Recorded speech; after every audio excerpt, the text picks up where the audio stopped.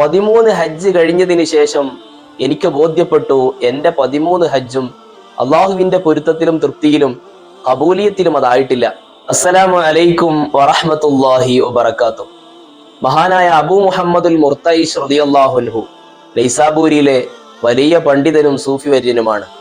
മഹാനുഭാവൻ പറയുന്നു, ഞാൻ 13 ഹജ്ജ് ചെയ്തു. 13 ഹജ്ജ് കഴിഞ്ഞതിന് ശേഷം എനിക്ക് ബോധ്യപ്പെട്ടു എൻ്റെ 13 ഹജ്ജും അള്ളാഹുവിന്റെ പൊരുത്തത്തിലും തൃപ്തിയിലും കബൂലിയത്തിലും അതായിട്ടില്ല. 13 ഹജ്ജും സ്വീകരിക്കപ്പെട്ടിട്ടില്ല എന്ന് എനിക്ക് ഉറപ്പായി.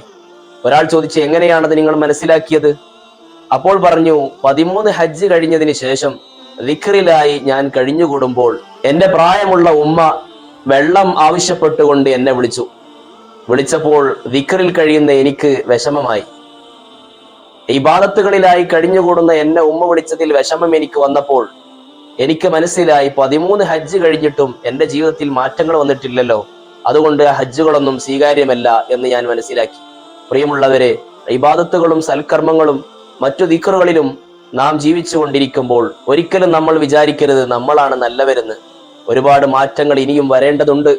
ഞാൻ അള്ളാഹുവിന്റെ ഏറ്റവും ദുർബലനായ അടിമയാണെന്ന് മനസ്സിൽ കരുതണം.